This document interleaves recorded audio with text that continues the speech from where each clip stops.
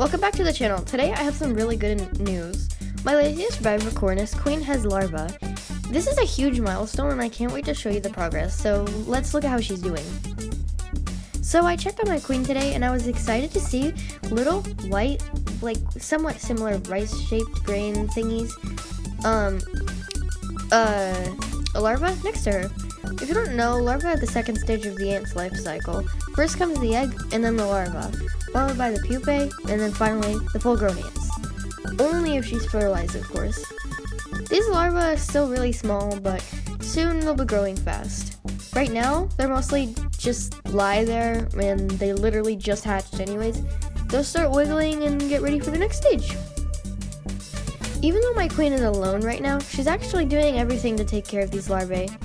Since she's a fully claustral species, she doesn't really need any food right now, but keep it a secret, I have given her food. She's using energy stored in her body to feed them.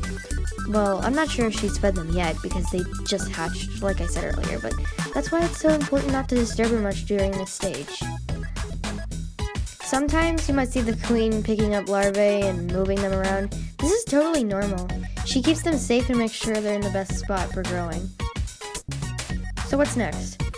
Well, as the larvae grow, they'll eventually spin cocoons or turn into pupae, depending on the species. Once they hit that stage, it won't be long before the first workers arrive, and sometimes you can tell whether the queen is fertile or not, depending on the size of the cocoon. I'm making sure the test tubes stay clean and that there's no mold or excess humidity. The last thing I want is for something to go wrong at this crucial stage. Okay, by the way, tips for new ant keepers. If you're keeping a queen for yourself, here are a few tips. First, patience is key. Ants take time to grow, and disturbing the queen too often can stress her out and also cause her to eat her brood. Brood is her eggs, and larvae are her pupa. Second, keep her in a dark, quiet place. I use red paper to check on mine since ants can't see red light very well, and lastly, don't add food too early. Most species don't need it until the first workers arrive, typically a week or so after. Anyways, that's it for today's update. I'm excited to see how this colony develops, and I'll be keeping you all updated, and hopefully it won't take me another 3 months.